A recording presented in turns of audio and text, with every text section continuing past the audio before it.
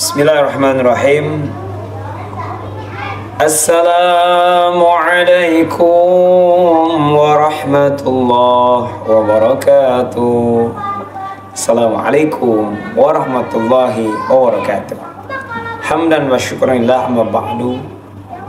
Bersyukur kepada Allah subhanahu wa ta'ala. Salawat dan salam kepada Nabi kita Kangjeng Nabi Muhammad sallallahu alaihi wasallam, kepada keluarga, para sahabatnya, dan mudah-mudahan kita semua diakui sebagai umatnya mendapatkan syafaatul uzma di yaumil qiyamah. Amin Allah ya rabbal alamin. Pemirsa yang dirahmati Allah subhanahu wa ta'ala, siapa sih sebetulnya kita? Kita berharap kita tidak pernah dicaci, dimaki, dipergunjingkan oleh orang lain. Siapa sih kita yang luput dari cercaan, hinaan, dan gibahan orang lain? Siapa sih kita yang banyak ngomongin dan iri kepada kita? Justru telah menjadi contoh paduka baginda kita, Nabi kita Nabi Muhammad sallallahu alaihi wasallam, yang akhlaknya akhlak Quran, suri tauladannya tidak diragukan, ucapannya, perilakunya, perbuatannya, tapi masih dicela oleh orang, tapi masih dihujat oleh orang, masih dihina, dan bahkan sampai ingin dibunuh. Subhanallah. Pemirsa yang dirahmati Allah subhanahu wa ta'ala, maka hari ini kita akan menelaah, kita akan muhasabah, kita akan introspeksi terhadap diri kita, yang terkadang kita mati-matian membela jati diri kita, harga diri kita, merasa kitalah yang paling benar, merasa kitalah yang paling sempurna, sehingga orang lain tidak berhak mencaci kita, membenci kita, iri kepada kita. Padahal sesungguhnya siapa sih kita dibandingkan dengan Rasulullah Sallallahu Alaihi Wasallam, yang akhlaknya, yang perilakunya, yang budi pekertinya, yang sempurna, namun tetap mendapatkan hinaan, cacian, hujatan, bahkan sampai ingin dibunuh. Subhanallah. Pemirsa yang dirahmati Allah subhanahu wa ta'ala, maka introspeksinya kita terhadap ucapan yang disampaikan oleh Imam Abu Hasan Asyadili ketika kita menjadi seorang alim, tidak sempurna derajatnya, tidak sempurna makomnya, tempatnya, derajat keilmuannya belum sempurna jika belum diuji dengan 4 hal. Apa ujian seorang alim yang derajatnya belum sempurna ketika belum diuji oleh Allah subhanahu wa ta'ala dengan 4 hal? Apa ujian tersebut? Untuk menaikkan derajat, untuk menaikkan makom alim itu. Yang pertama, seorang alim belum dikatakan derajat keilmuannya menjadi seorang alim jika dia tidak mendapatkan iri dari alim-alim yang lain. Maka orang yang alim, orang yang berilmu, ada iri dari orang-orang yang alim, maka itulah sesungguhnya ujian daripada derajat orang alim. Orang yang alim,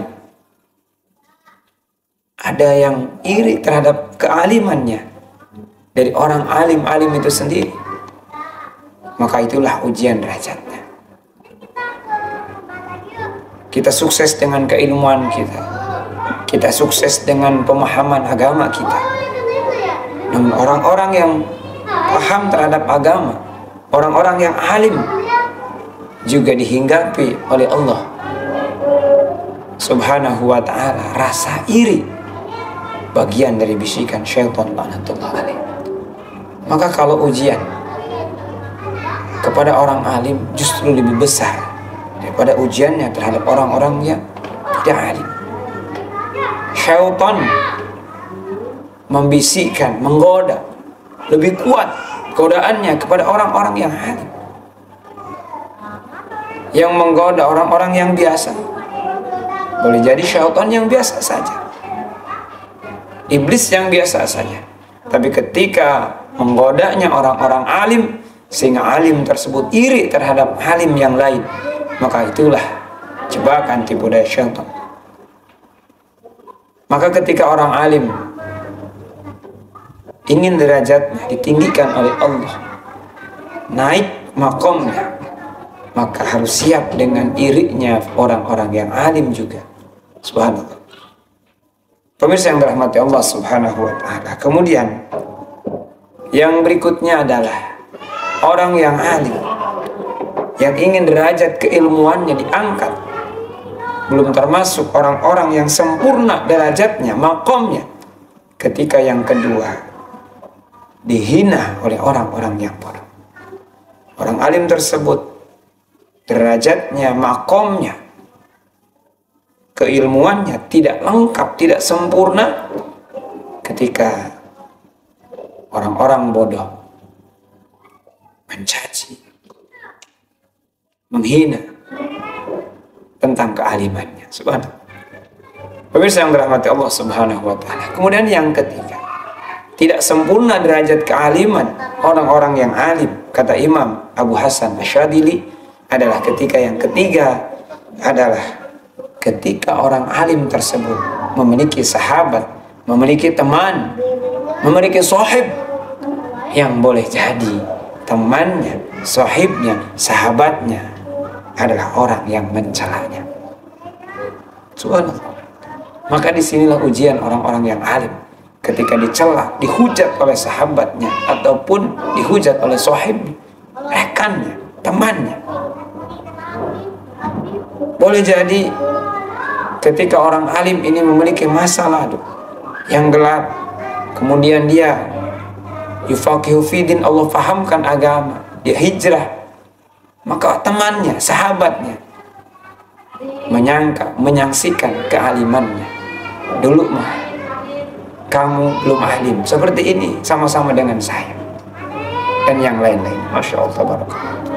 Maka orang alim kalau belum sempurna, ketika belum diuji, derajatnya belum naik, ketika belum mendapatkan hinaan, cacian, makian, hinaan dari sahabatnya. Subhanallah. Kemudian yang terakhir, kata Imam Abu Hasan Asyadili, derajat keilmuan tidak sempurna orang yang alim ketika belum mendapatkan makian dari musuh-musuhnya. Subhanallah. Cacian, makian dari orang-orang yang tidak suka, orang-orang yang benci, musuh-musuh daripada orang alim.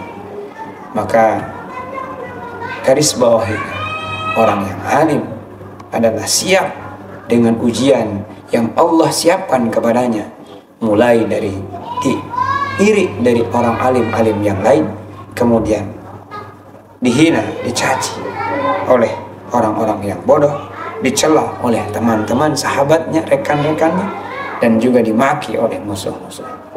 Mudah-mudahan ini memberikan gambaran kepada kita bahwa kita memang tidak ada kesempurnaan, tidak ada dari diri kita satu celah pun. Ketika kita sibuk menutupi aib-aib kita, ketika kita sibuk membela kebenaran kita, namun juga sesungguhnya kita sedang diuji oleh Allah Subhanahu wa ta'ala dengan bagaimana ujian naiknya derajat kita. Pemirsa yang dirahmati Allah Subhanahu wa ta'ala, mudah-mudahan ini menjadikan pemahaman, pengetahuan untuk kita bahwa setiap kita memiliki ujian masing-masing. Demikian yang bisa disampaikan. Mohon maaf atas segala kekurangan dan kesalahan. Akhirul kalam. Assalamualaikum warahmatullahi wabarakatuh.